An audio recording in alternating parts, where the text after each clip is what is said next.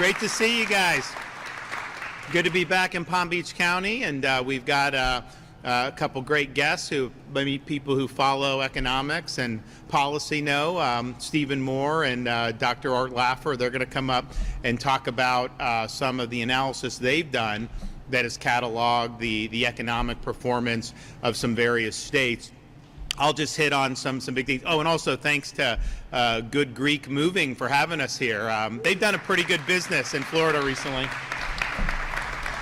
And they did remind me that they are the official movers of both Florida and Florida State football teams when they go and they have equipment and everything like that. And so that's pretty cool. And although we have Miami in the playoff, and then the coach of Tulane is going to end up going to Florida when they're done in the playoff.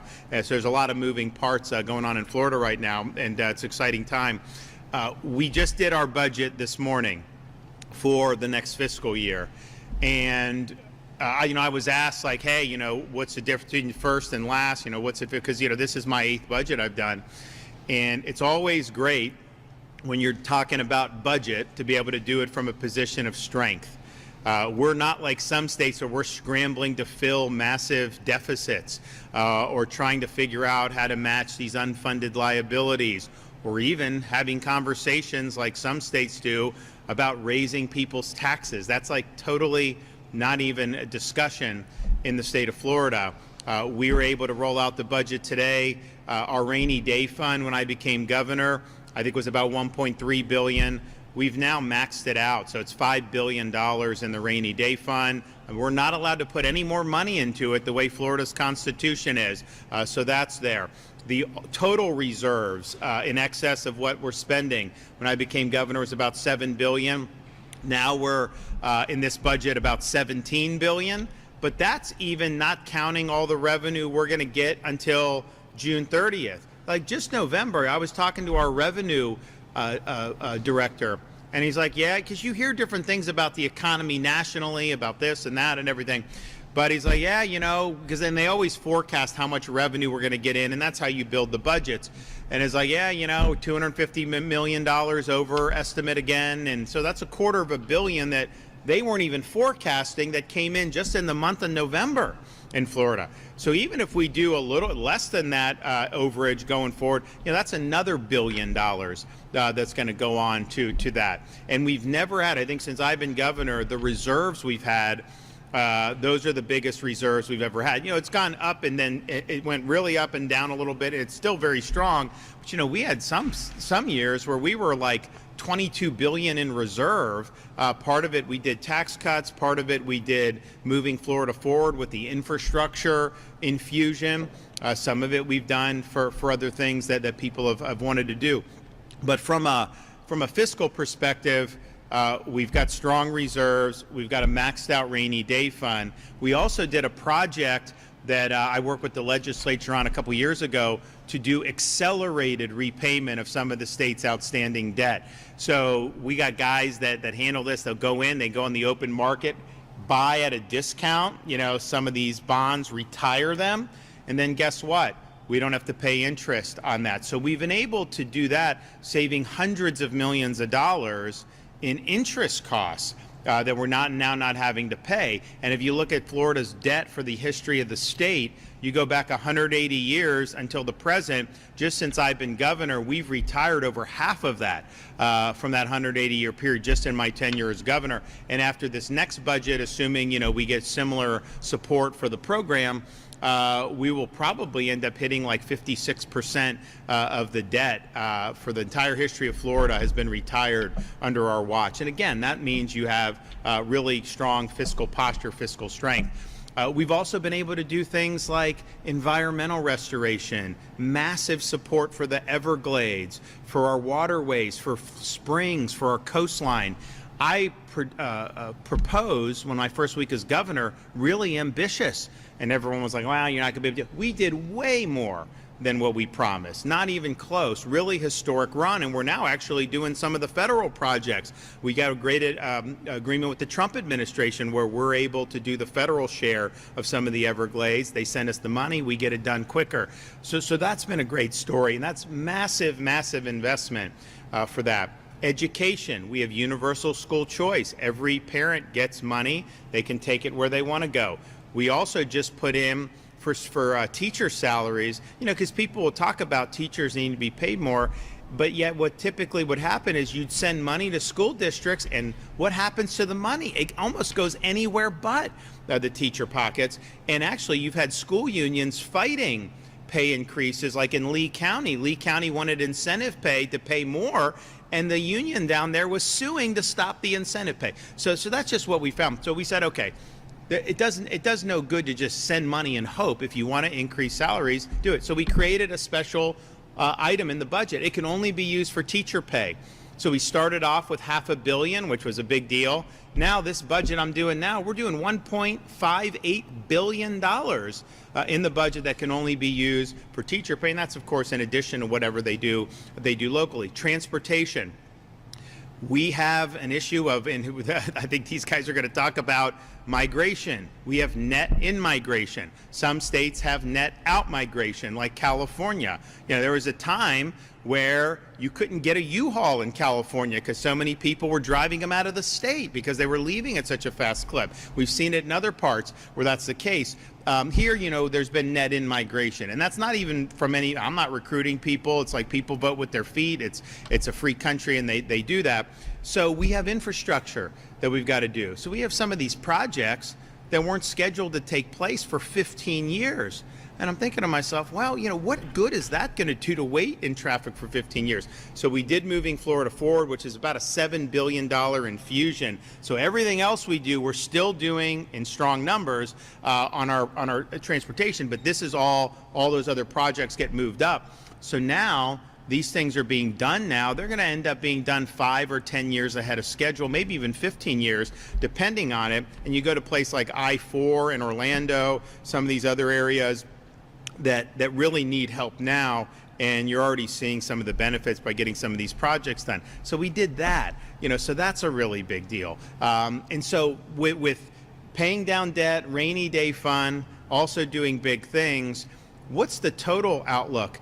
Our budget in Florida with 23+ million people is less than the budget of New York City alone.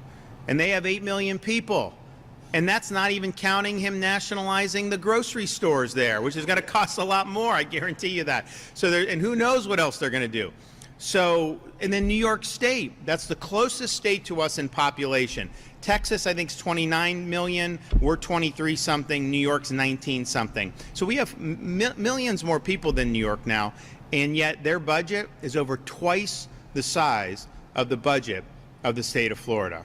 The budget that we're currently in spends less than the budget the year before, and that budget spends less than the year before that.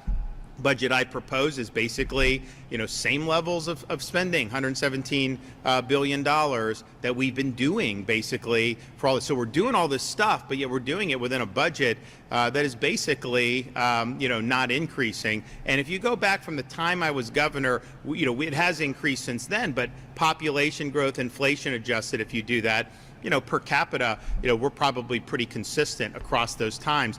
So that's been really good. Now, taxes is interesting because we don't have an income tax, which is obviously one of the draws for Florida, and we're not going to have one. We do have sales tax. But, the interesting thing is if you are somebody that is not earning a lot of income, you have to consume most of your income to support yourself or your family, the staples of life are largely exempt from Florida sales tax. Your groceries, your medication. We made it so baby items are now exempt, diapers, wipes, all that stuff. So on day to day, a lot of the key things are not even taxed. And, the tourists come, like obviously they're going to get taxed on stuff, some of the other. But on that, that's good. We didn't really have a lot, and then we just did a Second Amendment sales tax holiday. So no tax on ammunition, on accoutrements, firearms, but also fishing, camping, all this stuff outdoors. So it's been great. People are doing a lot. We made permanent our back-to-school sales tax exemption. We made permanent the disaster preparedness exemption. So, we're running out. Like, what are you supposed to do? So we had one thing that Florida was an anomaly on. We had a tax on business rent. So if you're a business and you're leasing something, there's a tax associated with that. Only state in the country to do that. It was not an economically efficient tax, and so we abolished it. And it did raise some revenue, but we're still doing well. And but my revenue director told me, because we abolished that tax in December, 130,000 businesses who would have previously had to file for that now no longer have to file at all. And so you talk about reducing bureaucracy in addition to tax burden. That's a massive windfall for people's time and not having to keep the paperwork and all that stuff. So that's great that we abolished that tax. So now I think the challenge is where can we be the most helpful to provide relief for people, particularly for families? And I can tell you, people aren't saying stuff about sales tax, they're talking about property tax. That's what homeowners are feeling. Why? Because as property values increase, even if they don't raise the millage, all of a sudden you're assessed higher and you owe more. 2019, the total amount, and we don't do property tax revenue at the state level. We don't set property tax. We don't have authority to do that. We don't get the revenue. It's a local function. So 2019, the total amount of property tax revenue that went to local governments was $32 billion in the state of Florida. Today, that number is $56 billion. And, some of them may have raised millage over that time, but I think a lot of it is the assessments, the valuations that have gone up. When the value goes down, they're not as aggressive at doing that. Very aggressive when it goes up. And so, we're looking at that and say, man, first of all, that's not sustainable. You can't almost double the revenue every 6 or 7 years and think that that's going to go. So they got a lot of revenue pouring in because there was a population boom, real estate, all this other stuff, and largely spent it rather than doing reductions in tax. And so I think a lot of people are feeling that, particularly younger families, because if they buy a home at these higher prices, their tax basis is a lot higher than someone that's owned their home for 20 years. So we believe that home ownership should mean you own it. We're working very hard on a great proposal that is going to focus on Florida residents and their primary homesteaded property. And I think it's something that can be very, very meaningful to people and really put our state on a great trajectory. But we're working through all that. But just know that in our budget, I actually provided funding for some of these more fiscally strapped states so that if we totally scrapped it, you'd still be able to backfill them and they could do whatever, because there may be a time for some of them to have to transition. But we're in a position to be able to do that, partially because we've had such strong economy. We've been ranked #1 3 years in a row by CNBC and U.S. News and World Report. The one thing that we can control that can be the most significant, though, to give people some breathing room is the property tax relief. And so we're working hard. It's got to go on the ballot. It needs to pass by the voters since it's a constitutional local issue. But we want you to have your own personal homestead be your own personal homestead. And so that's the vision. We're working through the details, and we need to get support from people in the legislature on this. So stay tuned. There's going to be more news on that. And the final thing is, before I bring up Steve and Art, is yes, all the things I sketched out on budget, fiscal, small government, regulatory environment, education. Oh, I didn't even mention the higher education. We're #1 in that, like 10 years in a row. And University of Florida just got ranked #1 in the nation, including private, by the Manhattan Institute, because they did criteria about free speech, not having indoctrination, basically like what a university should do.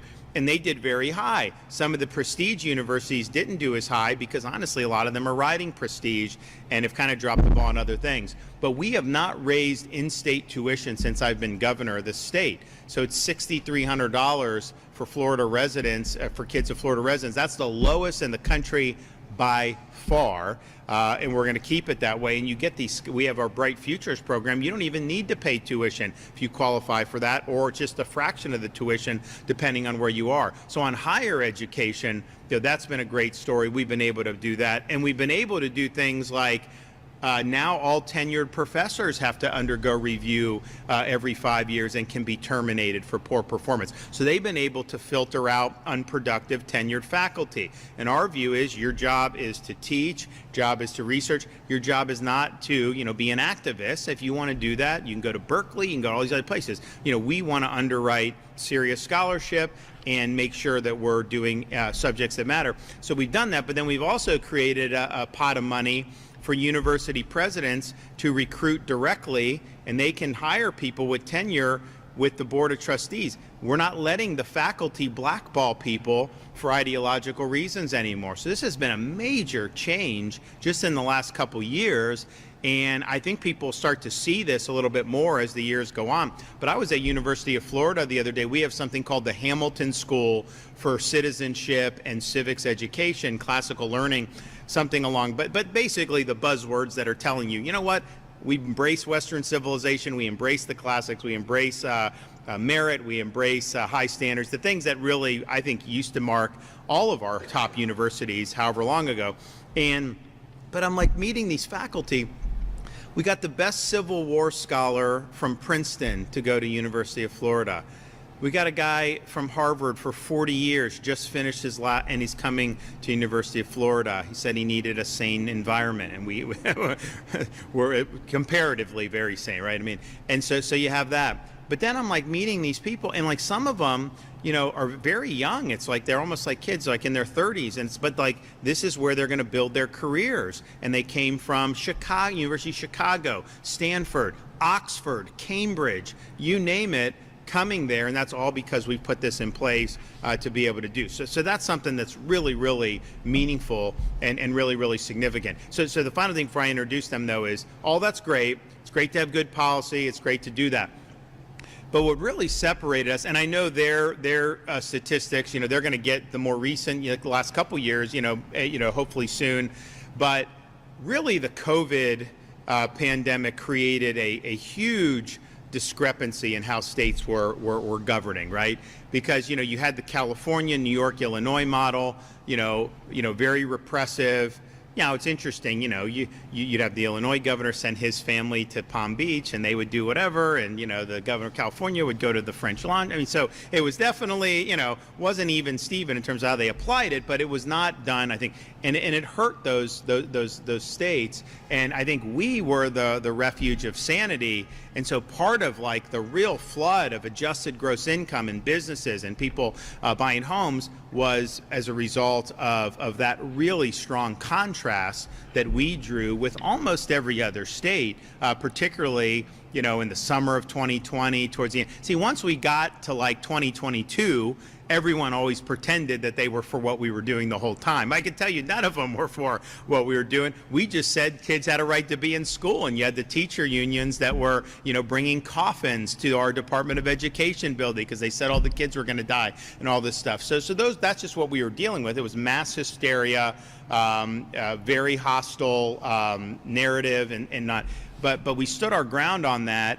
And basically, people just responded, not only in Florida, but across the country. So that was a unique situation. You did it because you were trying to respect people's decision-making, their livelihoods, their freedoms. It wasn't like you were doing it because you're calculating an increase in GDP or any of that. But the reality is it just did supercharge a lot of what was going on economically. And that's kind of a once-in-a-century thing that you have. And I think our state obviously benefited from our approach in terms of the economy. I think like since COVID, we've had more adjusted gross income move into Florida than has ever moved into another state in the history of the United States of America, even adjusting for inflation. But had we done the opposite, I think we would have done way worse than even some of those other states that did it. This state's not built to be governed that way, and I think things would have gotten really bad. So, I'm proud that we were kind of carrying the torch. It was very lonely there for a while.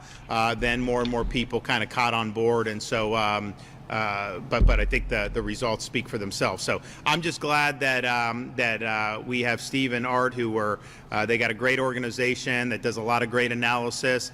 They looked at voting with their feet and how people in a free country are able to pick up and move, and not that it was a political analysis, because I think it's just economic, but I will tell you, when you start to see more and more New York plates come down here, a lot of my supporters were worried, because it was a very competitive state, and if you dump 100,000 people, what is that going to do to the political? And then when the California license plates started showing up, that freaked people out, because no one had ever seen California license plates before. But it turns out that of all 49 other states, and again, the economics speak for themselves, it's not about red, blue, but the reality is all 49 other states, if you look at each one individually and look at who's moved to Florida since I've been governor, it's been more Republicans than Democrats. That's true in Vermont to Florida, California to Florida, Georgia to Florida, Michigan to Florida, you name it. It's just been undeniable. So we appreciate that. We appreciate everything. So who's going to, Art or Steve, who's going to go first? So we'll have you guys come up however you want to do it, and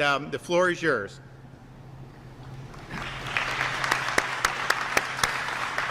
Thank you, Governor. I work as the CEO of a group called Unleash Prosperity. There's 4 of us who are the founders of that organization, myself and Arthur Laffer, who you're just going to hear from in a few minutes, and the great Steve Forbes and the great Larry Kudlow. And the whole idea was to promote pro-economic growth policies. And by the way, I'm sold, Governor, I'm moving to Florida after listening to you talk. Amazing performance. So what we did, the reason we're here, and one of the first people I called when we came out with the results of this study was Governor DeSantis. We started a project called Vote With Your Feet. And it basically is tracking where people are moving to, where they're moving from. We have the Census Bureau data, which is the movement of people, and then, Governor, we have IRS data that shows we don't know who they are, but we know how much income they have by looking at the IRS returns. So to just get cut right down to the chase, we found 2 things that were pretty amazing. One is that Florida has gained roughly the most people on net of any other state over the last 10 years. It's close between Texas and Florida in terms of number of people, but both of those states have something very similar in common, that they are both states without an income tax. And you'll hear from Arthur brag about Tennessee, because Tennessee is also no income tax state. So those numbers are pretty incredible. But what I really want to just spend a couple minutes focusing on is what really made these numbers you're talking about in your budget possible. The fact that you have so much revenue coming in and such a nice budget surplus, and boy, most states would love to be in that position today. What we found, and Tim, if you can show that chart, I think I put it, is this, okay, here it is. So these are the 10 states that have gained the most income cumulatively over the last 10 years. This is through 2022, the most recent data we have from the IRS. And this was the reason I called you, Governor, is look at Florida. Florida has gained $1 trillion of cumulative income over the last 10 years. That is the biggest transfer of wealth into a state in the history of the United States. Nothing else even comes close. Now, Texas, by the way, which has gained the same amount of people, they've only gained, in terms of income, less than half of Florida. What is that telling you? It's the business owners are coming with their businesses, and they're creating jobs here in the state of Florida. So it's a great, great story. Incidentally, if you look at the states that are losing the most population and losing the most amount of money, adjusted gross income to other states, New York, yeah, do we have that one? I'll just show it to you very quickly. You can see here, Governor, that New York is the big loser. And by the way, I love these boxes, to Florida from New York City, perfect. So New York is basically bleeding money because of their high tax, high regulation policies. But people would say, whenever I show this to people, Governor, they say, oh, well, that's obvious. People would move from New York to California, from New York to Florida, because you have the beautiful weather. I mean, we're loving this. When I left Washington, D.C. yesterday, it was 32 degrees, and it's beautiful here. But that may explain a bit why people are moving from New York. But look at California. California may even have nicer weather than Florida. and California is bleeding revenues as well. So that last thing I will say about this is that this, well, just two other quick points. One is, it's not just Florida. I mean, it's not just Texas. The southern states around the country are doing amazing. Even states that, you know, other states used to laugh at, like Arkansas and West Virginia and Alabama and Mississippi, are gaining population from these high-tax states. And that's a story that a lot of people aren't paying attention to. One of my favorite statistics, I'm sure you're probably aware of this, but for the first time in the 250-year history of this country, for the first time ever, the Northeast is no longer the dominant economic region. I don't know if you're aware of that. It just happened last year for the first time. That more GDP, for the first 250 years of our country, it was the Northeast, right? It was Boston, it was New York as the financial center, it was Baltimore, it was Philadelphia, even bleeding into Washington, D.C. No longer. Now the Southeast is what is creating more GDP than any other region. And so the South has become a real dominant region, and Florida has led the way. So congratulations for what you've done, Governor. It is an amazing story. I know Greg Abbott, the governor of Texas, very well. There's been a healthy competition between Texas and Florida to see which would be number one. Right now, number one is Florida. So congratulations. Okay.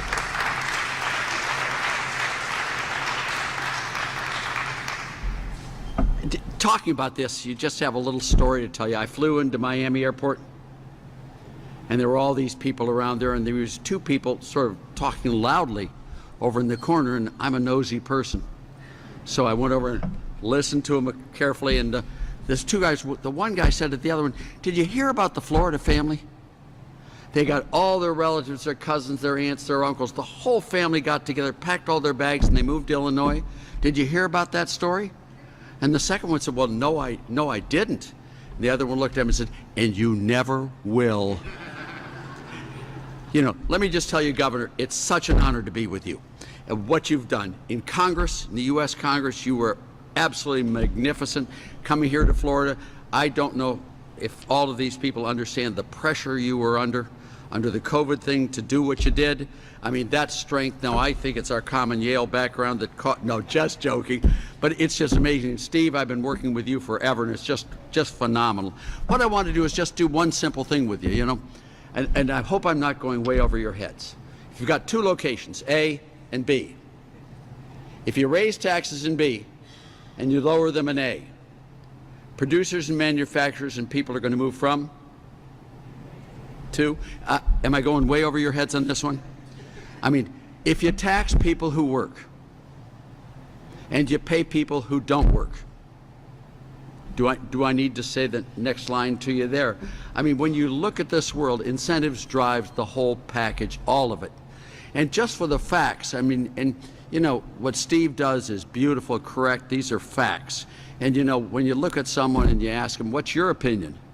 And my answer always is, I could give a damn what your opinion is. And you should give a damn what my opinion is. This is about facts, not how you feel. And that's what's going on here. It really is about facts. If you look at it, there have been 11 states in the U.S. that have introduced an income tax since 1960. 11 states. First one was West Virginia in 1961. The last one was Connecticut. Lowell Weicker, fellow Yaley, unfortunately, did it in 1991, did it there. There were 9 states in the middle there. That's Maine, that's Rhode Island, that's Pennsylvania, that's Ohio, Connecticut, New Jersey, Pennsylvania, Indiana, Michigan, you know, even Nebraska did an income tax. I probably missed a couple in there, but they all introduced. What I did back in the olden days is I took each of those 11 states and I lined them up based upon the year they introduced the income tax. You with me on that? So now they all did it at different years, but they all did it there. Ohio was another one, by the way, my home state. All lined them up on that. And I looked at the 5 years before they introduced the income tax and looked at the most recent 5 years for these states in all of the major economic metrics. Population, what Steve's talked about, adjusted gross income, gross state product, tax revenues. If you were a fly on the wall of those 11 states, why did these guys want to introduce an income tax? Well, we want public services. And of course, they want roads, we want police, we want school, we want, all that stuff.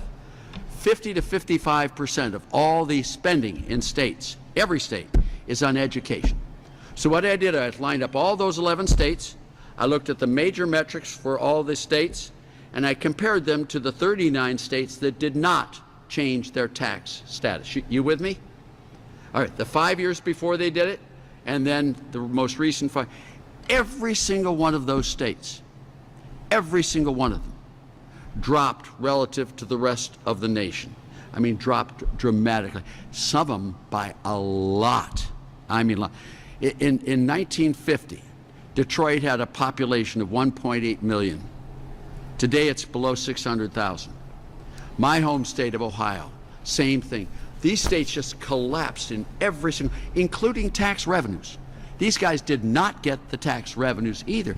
I mean, if you look at it, New Jersey, in 1965, New Jersey had neither an income tax nor a sales tax, neither one. It was the fastest growing state in the nation. Everyone from everywhere was moving into New Jersey, and they had a balanced budget. When my student, a guy named John Corzine, was governor of New Jersey, he was my student at the University of Chicago, and honestly, just to be fully transparent, a C student. Yeah. And after the stories of MF Global, I'm not even sure he earned the C, if you know what I mean. They were the highest property taxes, highest sales taxes, highest income taxes, highest corporate tax. They are still way highest corporate tax. All these tax. It's now the sinkingest fate in the slowest growing state in the nation, losing people like droves, and they have big deficits in their budgets. You know, this stuff is all economics. If you look at the 9 states, and by the way, if you look at the results on education for these 11 states, everyone except 2 states actually dropped in their provision of educational services to their students. Their test scores went down relative to the rest of the nation. They didn't even get the products that they were looking for in this stuff. If you look at the 9 states with no income tax and compare them with the 9 states that have the high, the 9 states with no income tax beats the living bejabbers out of the 9 states with the highest income tax, year in, year out. It's just a massive thing there. You know, when you look at this stuff, Steve, what you've done, you've taken all this stuff, it's been great. I'm especially impressed, Governor, by your willingness to focus on property taxes. I was very involved in Prop 13 in California, which we limited property tax rate growth to 2% per year. Never can exceed that, and never can exceed more than 1% effective tax rate. You know, if I can help you in any way, shape, or form, I was really up to my ears in that one. You know, I have never been prouder to be a guest in a state of Florida here. Governor, you're the most magnificent thing that's has happened to Florida or any state in ages. Thank you very much for all you do, and I hope the rest of the nation follows you so you no longer are alone in your success. We're all successful together. Thanks.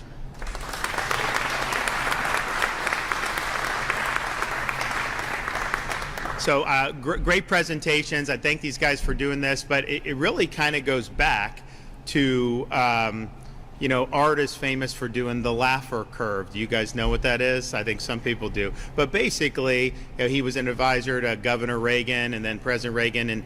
And you know, we had a situation where you had marginal tax rates that reached at one point in this country 90% and then were 70%. And Art made the observation that, well, you know, you can't just say, here's what people are earning, you raise the rate and you're just going to get more because people change their behavior. Why would you want to work? Even if you're going to be paid $1 million, why would you want to work for a 90% marginal rate? You're getting 10 cents on the dollar. And so he predicted and observed that you would see a decline in revenue if you tried to raise those marginal rates. And that actually, if you reduce the marginal rates where you were creating better incentives, that you could get more revenue. And you actually had big revenue boom in the 80s, you know, after President Reagan's tax cuts. But what you're seeing there, I mean, the results speak for themselves in terms of the policies. All those states have done similar policies, right? You know, New York, you pay city tax if you're in the city, state income tax, all this other stuff. California is interesting because they have the highest income tax in America. And, you know, when I bring that up, sometimes people will say, well, you know, you guys have sales tax. They also have the highest sales tax in America. It's like 9% sales tax. Are you kidding me? And the income tax hits you even if you're, you know, working class. It isn't like it's only for Silicon Valley. And you know, people are leaving, and, you know, Steve said, you know, they might have better weather than Florida. Look, Southern California is the best weather in the United States. I don't even think it's even close. Like, I was a young naval officer. I got sent to Coronado, the Naval Amphibious Base, and I check into the BOQ, and I'm born and raised in Florida, and had been stationed in Mayport in Northeast Florida. And I go into the thing, and like a good Floridian, I'm looking for the air conditioning thing. They don't have air conditioning. They're like, just open the window. So I open the window, it's nice and fresh, but I notice there's no screen. You know, Florida, we got bugs, no screen. There's no bugs here, don't worry about it. I'm like, what, you can do that? And it was like so nice, so refreshing. And I thought to myself then, I was, you know, 20 some years old, I was like, and I didn't like taxes then either, but I was like, you know, I don't know that I'd ever pay, but I understand why people would pay the taxes because it's so nice. And for, I'd say the 20th century, you know, California was the engine of the American dream. I mean, people aspired to go to California. I mean, it just had so much stuff going for it. And the fact that they're losing people and losing on the economy like that and they have a lot of built-in advantages because the tech was there. Wasn't there because of their current government. It's been there for decades, right? You know, you have entertainment, you have certain things that have been built up over many generations, and if they didn't have all that, then all the results of policies would be even more dramatic. But this is what's doing. And then they were talking about some of the income tax. You know, you look in like the industrial Midwest, and I've talked to some of these guys about it because I know some of the legislative leaders and some of these. I work with them on stuff. We're working on a balanced budget amendment certified for the states on Congress, and we're working on term limits certified for the states on Congress. So I've gone to talk, like Ohio, I went and talked to them, I think about term limits. And I was like, you know, everyone around you has income tax. I was like, if you just get rid of yours, it will pay for itself. You will have massive movement of people and capital and money to where you'll be able to raise revenue with your existing taxes or doing consumption stuff. So whoever the first mover would be in that region, they will benefit. Because, I mean, if you're already in Illinois, going to Ohio is not as bad, or Indiana going over, or vice versa, to go from Ohio to Indiana. If Indiana did it, I think someone could do very well if they did it. But they get this static analysis to think, oh, if you get rid of the tax, then you have no not understanding there's going to be a lot of changes that will happen for that. So that all goes back to just understanding when we're doing policies, it's not static. People do change their behavior, and if you provide bad incentives, you're going to get bad results. And so obviously, when we don't have any income tax in Florida, that's the best incentive, and people have done it, and we're going to just keep doing it. So I thank everybody for being here, and I got time for some questions. Yes, sir.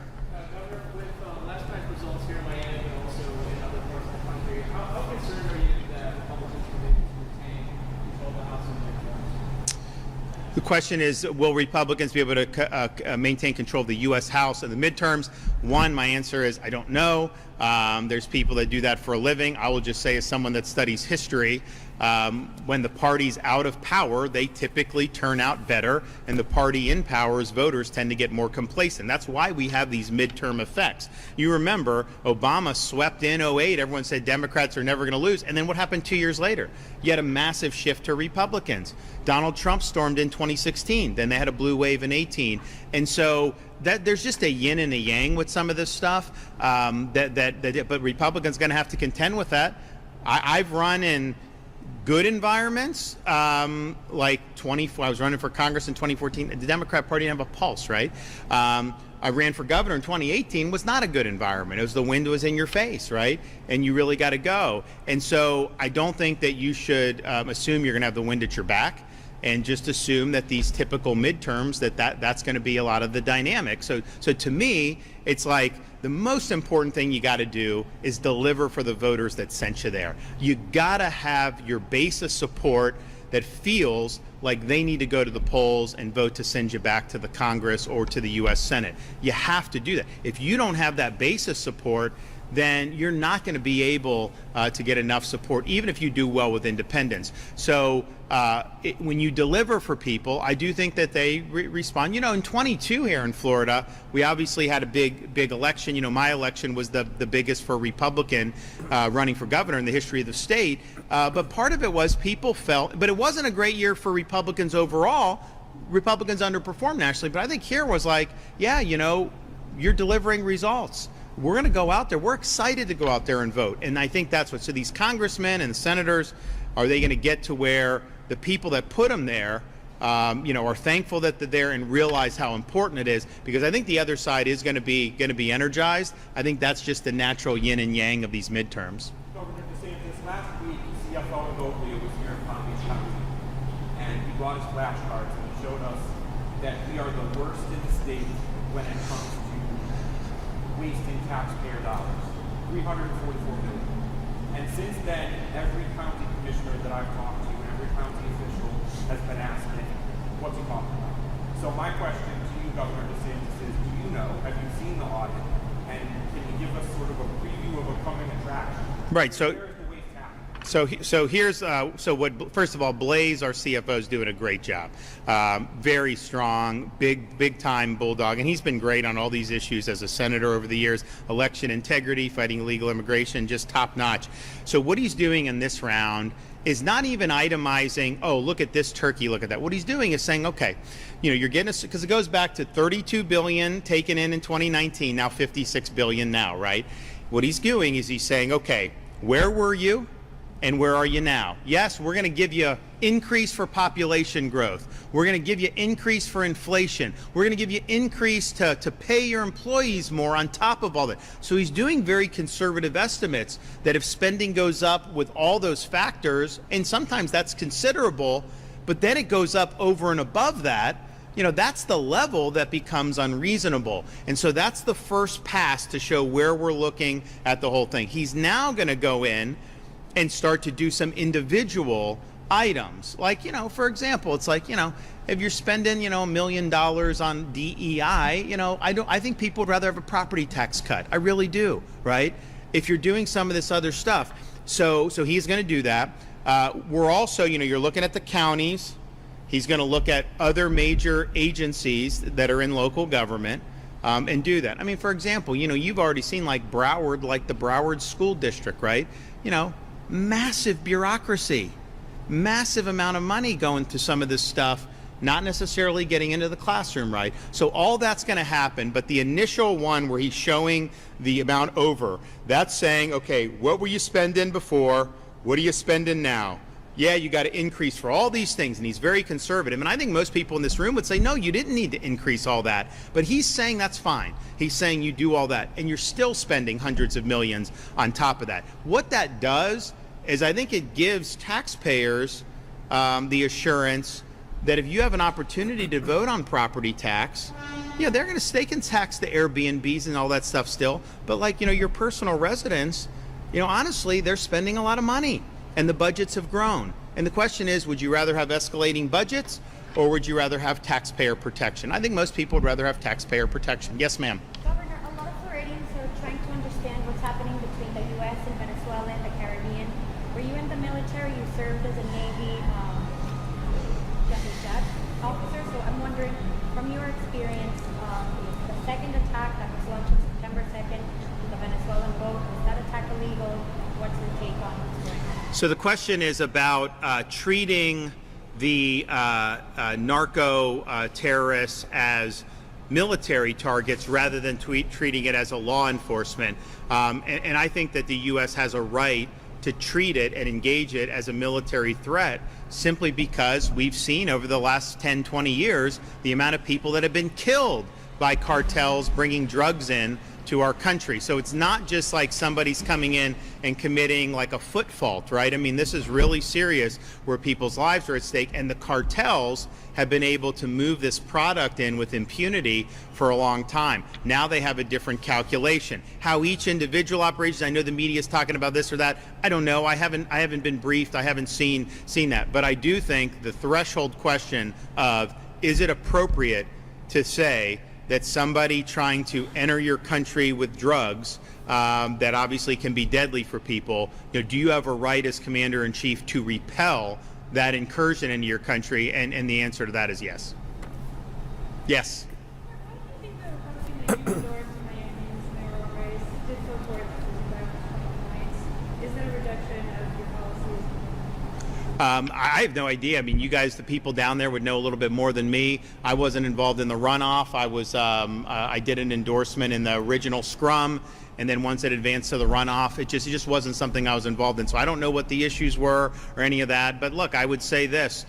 It kind of is this same effect where you have one side is energized to come out, and that's going to be something that's likely to continue through the midterms and potentially even beyond from the midterms. Yes. Yes, Governor Dave Bowman, WPTV. Getting back to economics, one of the biggest criticisms we find in Florida is that home prices and rents are becoming above the means of people who are already here. Do you see the situation getting better, and is there anything that's being done? Well, so first of all, I think what the phenomenon you point out is a nationwide phenomenon. If you look right now and you compare the median home price in the United States to median income, it is very out of whack. I mean, just you can't look at 430 and 80,000, and how does that work if a family wants to buy and maintain a residence? And that's not even counting the property tax, insurance, all the other things that go into it. I just saw the analysis on automobiles. New automobile median is now $50,000. I remember when I was, I think probably like a college or law, I bought a pickup truck. I mean, I don't remember exactly, but I mean, it was like $10,000 to $15,000, right? And so, we have inflation, but the incomes aren't rising as fast as that. So it creates an issue. So what are we doing? One, look, government has helped fuel some of the issues with these markets in the past, right? We can't say we're going to make home prices less or this or that. It's just not something government does a good job on. I think what happened, partially the phenomenon that they're talking, we had a rush of people here. People were buying houses. You could sell a house, a 3-bedroom in California, and then buy like a 6-bedroom in Sarasota with what? I mean, that was, people were buying homes sight unseen. They were going in, they were doing all this stuff. And so it drove up prices. Now, prices went up everywhere, but Florida, you had kind of this crushing demand. And so that's just, so where we were 5 years ago compared to now, these things correct, right? These markets work themselves out. You can't, unless you start having a massive increase in income, the idea that those prices are going to be able to stay, and that's what you're seeing now, I think, is homes aren't selling like they were during the COVID surge. I also think sellers are delisting homes because they're not getting offers or not the one. So what I think is going to happen is, as interest rates come down, hopefully they do, mortgage rates, there'll be more buyers in the market, but they're not going to be paying COVID-era prices. And so you're going to have a correction there in the market. Now, rents, we are seeing decline in rent in most parts of Florida. Now, look, Miami's a little bit different. I know West Palm's a little bit different markets. I still think you're seeing some relief there, but you're seeing 10, 15, 20% declines in like Fort Myers and some of these areas. And part of that is because there has been building of Florida. There's been expansion of inventory, which I think has taken pressure off some of the rents. So the rents in most parts of Florida today are less than they were probably 2 years ago. And I think that trend's probably going to continue. Now, property tax I mentioned, I think that's a great way to provide people relief. Other costs that have gone up, and this is true nationwide. The number one thing, if you look item by item, that's gone up in the last 4 or 5 years has been auto insurance. Well, we did a big restructuring of our legal system that is impacting those markets in a positive way. Progressive just announced they're going to refund $1 billion to policyholders in Florida. State Farm just announced a 10% reduction. I think all the major auto carriers are going to be offering reductions. Now, some people will tell me, hey, I got mine, I didn't see a reduction. I was like, did you search for other companies? No. I was like, well, you got to search for, if you're willing to pay it, they're going to keep charging it. They don't lower prices out of the goodness of their heart. They lower prices because there's other companies that are competing for your business. And so if someone's offering you more competitive rates, you go there, that's obviously going to create a downward pressure. So more and more people are into the market because we changed the tort system instead of trying to benefit lawyers, which it had done, to be more consumer focused. So the auto is likely to continue, and then homeowners as well.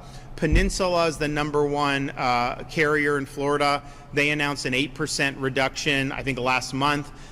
We were just at the reinsurance conference. they're sending capital now to Florida. They're confident because of the way the market has changed and there's more predictability.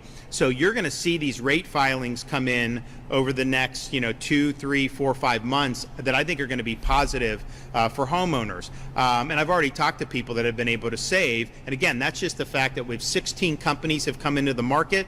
They're trying to get new business, and we're doing that. Citizens insurance, which I know is big in Southern Florida. We went from, it ballooned to 1.2 million or 1.3 million. Now it's down to about 400,000, and it may go down to 300,000. So they were collecting all the premiums there and didn't probably have enough to make the pro. But now that they have fewer policies, they actually are going to be in a position where I think you may be able to see some reductions out of Citizens. Nationwide, this is true, not just Florida. The insurance and the taxes are combined more than the principal and interest on a lot of mortgages right now. And that's really tough, because it used to be principal and interest was the big thing. Pay a little tax, pay a little insurance every month, but like that was it was modest. Now that's gone. So our markets have definitely turned in a positive direction. Not having a hurricane has been a huge help. We had 6 major hurricanes in 7 years. That is not good for that market. And then we had a really significant period nationwide of inflation, so that replacing homes was probably 50% to 100% more expensive than it had been just 4 or 5 years ago. And so hopefully that will moderate, and we're in a situation there. But not having the storm this year is big. People are now having confidence. There was a time when the companies did not want to be in this state for this because, there's risks, right? There's perils. But now they say there's predictability. They know they're going to suffer. There's losses that they can articulate and predict. Whereas when you have all the litigation, it used to be you could sue for 3 years. And so they would think that they had done something, and then they're like, I don't want to be a part of Florida. And so that's why a lot of people were going. And again, it's me about creating good conditions so that incentives can take over. So now you have all these companies that have come in. They want your business. You shop around and find the best deal that you can. So there's all those factors that are happening, but I do think we're not going to be able to force prices there. That's not the role of government. But I do think the market, when it goes up a lot, there is a correction. And I do think that that's going to happen. And look, it's like when it goes up, if you're the owner, you have more value, at least on paper, right? So people like that. If you're trying to get into the market, it's harder. When it corrects, not as good for the person that has the property, but then the people trying to get in, all of a sudden, where it would have been 2 years ago, now maybe it's something that you can afford. So there's a lot of factors to go on that. We have done, final thing I'll just say is, we have helped with getting more inventory in the rental market, and you are seeing that, I think. But we've also helped some of the police and fire and teachers and nurses with our Hometown Heroes, which just helps them with closing costs and down payment. They wanted to expand it to everybody. I say once you expand it to everyone, then everyone else is just going to pocket that. If it's only for a discrete group, then they can maybe do it. So we did do that. It's been popular. I think people have enjoyed it. Yes, ma'am. Governor, what do you think about the new HOA bill that was introduced by State Rep. Juan Porras that talks about promoting transparency and fairness between HOA and homeowners? I have not seen it. I do know, just having traveled this state extensively, you get some nasty situations with these HOAs. I get it. On the one hand, if you didn't have anything, then you have one bad neighbor that doesn't cut their lawn, and it's an eyesore. But on the other hand, it's like, man, you put a flag in your front yard, all of a sudden you're getting fined or something like that. So who knows? I mean, I'm happy to look at whatever the legislature does, in that regard. But I haven't seen any specific pieces of legislation. Yes.